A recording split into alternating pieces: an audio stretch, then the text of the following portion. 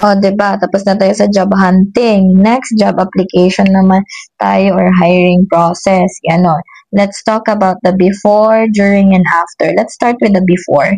Before is you need do your own research on what BPO company or companies you would like to apply for and know each company's vision, mission, goals, and working environment, basic pay, incentives, benefits, and yun, benefits. So, sa basic experience ko is nag-submit ako ng mga resume ko sa job street.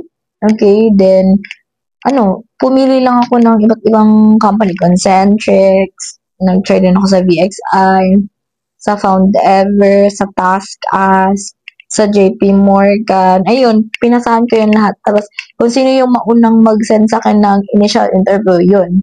Yun yung uunahin ko. Ganun ako. And yun din yung turo sa akin ng father and ng parents ko na magpasa ka ng madaming application. Kung sino yung mauna, yun na yun. So, yun yung ginawa ko. And then, after nun, of course, is you need to know if makareceive ka na ng email kung ano ba yung mode of interview. Virtual interview ba or on-site interview? On-site meaning face-to-face interview ba? Okay? Next is prepare your interview outfit. So, kapag virtual interview naman is usually dito lang naman sa taas, no? Bawal ka mag-sleeveless, like naka-blazer ka or naka-polo or anything. Basta you look presentable. Pero if face-to-face siya na initial interview, dapat bongga rin yung outfit mo, be.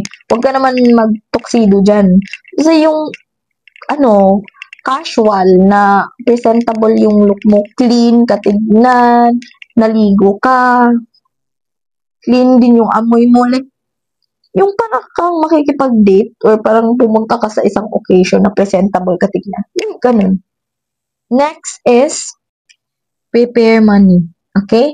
You need to prepare your money and then cell phone and power bank for one-day hiring process. Then yun, yung resume, pwede mo din dalhin yun in case, diba? Next is ID, student ID, government ID, or license ID like sa PRC or sa driver's license. It depends on you. Prepare ng money, especially kapag on-site yung application. Siyempre, magkukommute ka, B. Or kung hindi ka naman magkukommute, meron ka sa sariling sasakyan, panggas. O, diba? Then, pagkain mo, or if pwede din mag-bring home ka, bring, ka na lang, snacks or lunch. O, mas tipid ka dun. Or, ayan, and literal din talaga yung cellphone, guys. Cellphone and power bank na may cord, ha? Kasi, one-day hiring process yan, magugulat ka na lang in one day.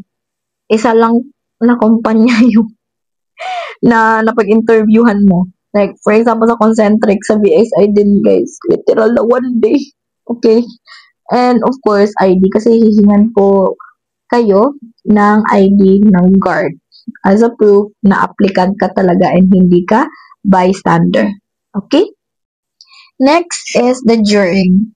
So, during is, eto na yun. Eto na yung climax. Yan, during is, of course, you can submit your resume. Optional lang yan if hihingin. Okay?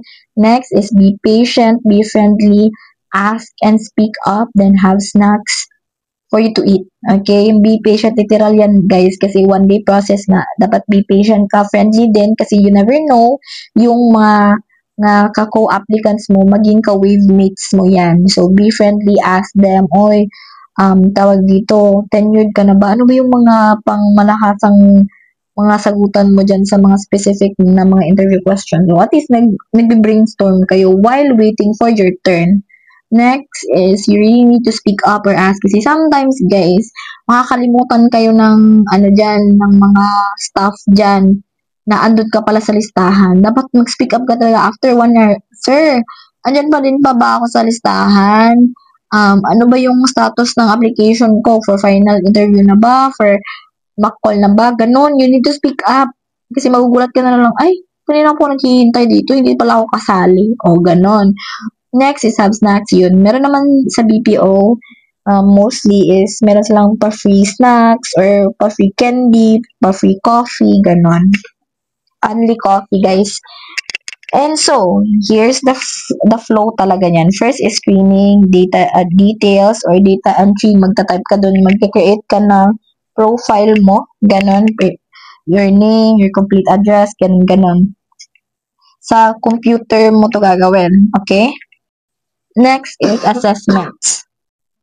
Ang assessments is merong typing test, pinaka-common yan, English grammar test, and Versant. So, Versant, pero pa yung 5 categories, guys, like data entry, matitest dito yung listening skills mo, yung grammar mo, yung fluency and coherence mo sa English or sa pagbibigay mo ng ideas, yun, andun yun. Just do your own research there. Meron din ako nasabi dyan about Versant. Just watch it in my collection dito sa TikTok. Next is initial interview, guys. So, initial interview is meron talaga yung open-ended questions, out of the box questions as close-ended questions. When we say open-ended questions, like for example, tell me about yourself. O, diba? Iba-iba yung answer ng tell me about yourself, diba? Next is out of the questions. Alam na naman natin to. Like parang, let's say, for example, how can you sell a, what do you call this one? How can you sell cigarettes to a lung cancer patient? O, di ba? Out of the question, yun B. Out of the box question. Paano mo yun sasagutin?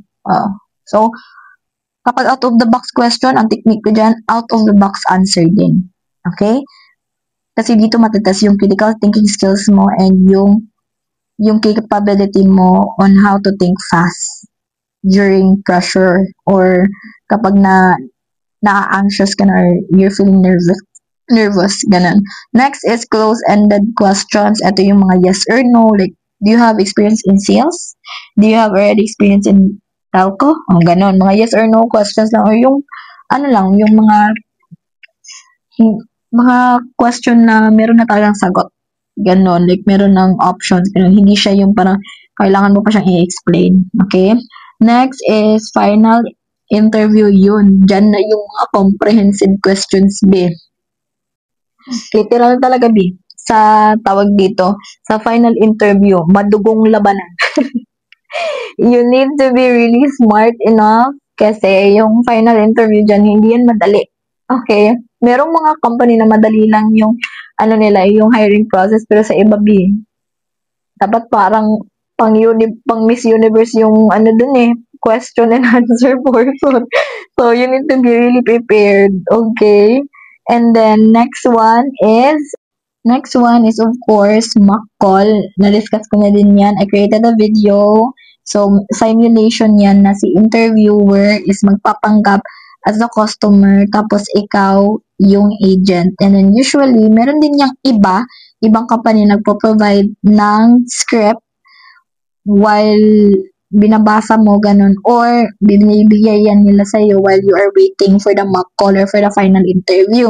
Pero kung wala naman, usually ang binibigay lang nila context or yung scenario. Yon.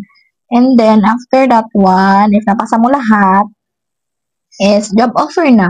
Yun yung contract signing, magkano yung basic pay, ganun, dito na kayo magtatanong ng mga incentives, mga benefits, mga allowance, ganun, dyan na talaga malalagay. Okay?